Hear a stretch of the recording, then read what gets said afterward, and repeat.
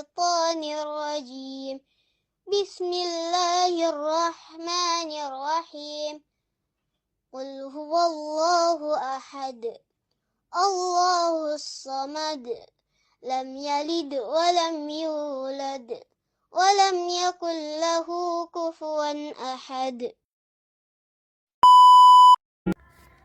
Assalamualaikum warahmatullahi wabarakatuh. Halo sahabat yang dirahmati Allah. Semoga adanya video kali ini yang bertema tentang ketauhidan dan larangan syirik dapat bermanfaat untuk kita semua. Nah, saya akan menerangkan bahwa di dalam Islam ketauhidan diibaratkan pohon yang tidak tampak karena tertanam di dalam tanah. Tauhid bagaikan akar yang tidak menghujam dengan kuat, maka pohonnya akan rentan. Semakin rimbun dan tinggi pohon tersebut, maka akan semakin berat pula bagi akar untuk menopangnya. Nah, definisi tauhid adalah pengakuan kita bahwa hanya Allah lah yang pantas disembah dan ditaati segala perintahnya. Di dalam surat Al-Ikhlas ayat 1 berbunyi, A'udzu billahi minasyaitonir rajim. Bismillahirrahmanirrahim. Qul huwallahu ahad. Yang artinya, katakanlah Dia adalah Allah yang Maha Esa. Pada ayat ini diterangkan bahwa katakanlah wahai Muhammad pada orang-orang yang bertanya padamu, bahkan pada siapapun, bahwa Dia yang wajib wujudnya dan yang berhak disembah adalah Tuhan yang Maha Esa. Nah, yang dimaksud di sini adalah memperkenalkan Allah dengan memerintahkan Nabi Muhammad untuk menyampaikan sekaligus menjawab pertanyaan orang-orang tentang Tuhan yang wajib disembah. Diterangkan pula dalam tafsir Al-Misbah karya Profesor Dr. Quraisy Shihab ada 4 poin tertentu. Yang pertama adalah kata qul, yang berarti katakanlah, membuktikan bahwa Nabi Muhammad menyampaikan segala sesuatu yang diterimanya dari ayat-ayat Al-Quran yang disampaikan oleh Malaikat Jibril.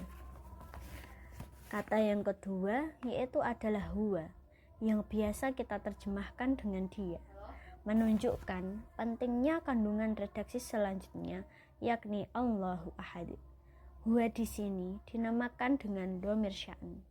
Kata huwa menunjukkan Allah yang gaib, karena Dia gaib, karena Dia adalah cahaya. Dengan cahaya kita semua dapat melihat sesuatu. Akan tetapi Dia sendiri tidak dapat dilihat sampai ada cahaya yang melebihinya, agar dapat kita melihat dengan mata. Akan tetapi karena tidak ada cahaya yang melebihi cahayanya Allah, maka wajar jika kita semua tidak dapat melihatnya. Kata yang ketiga adalah Allah.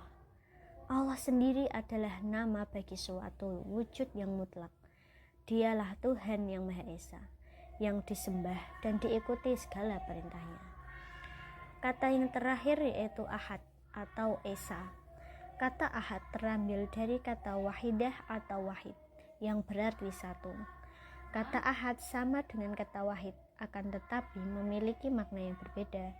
Kata ahad hanya digunakan untuk sesuatu yang tidak dapat menerima penambahan, berbeda dengan kata wahid.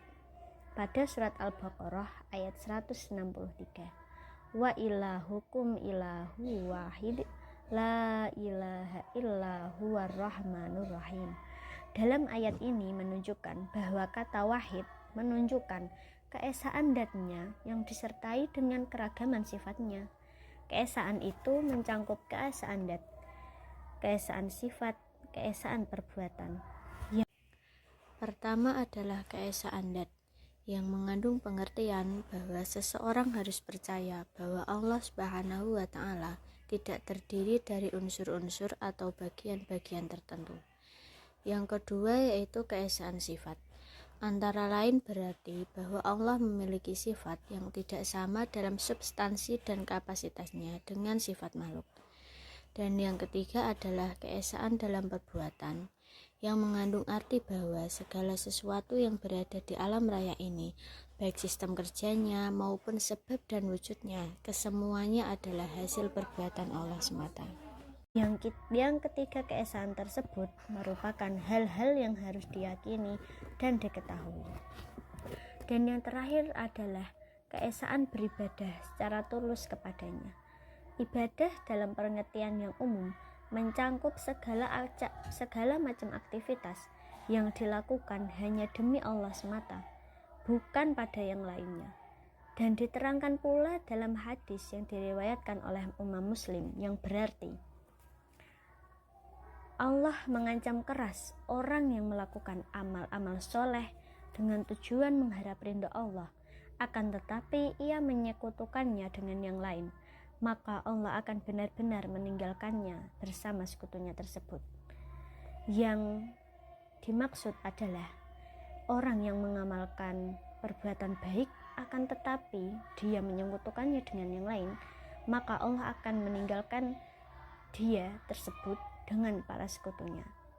Jadi para sahabat sekalian, untuk senantiasa memohon ampunan kepada Allah Subhanahu wa Ta'ala dari segala kesyirikan yang kita ketahui maupun tidak kita ketahui. Teruslah belajar, memahami, dan mengamalkan ajaran tauhid, dan selalu waspada terhadap sesuatu yang menjerumuskan kita ke dalam kesyirikan. Sekian yang dapat saya sampaikan melalui video ini. Semoga bermanfaat untuk para sahabat-sahabat sekalian. Ada pepatah mengatakan, lihatlah apa yang disampaikan, bukan orang yang menyampaikan. Undur makola, walatandur mangkola. Wassalamualaikum warahmatullahi wabarakatuh.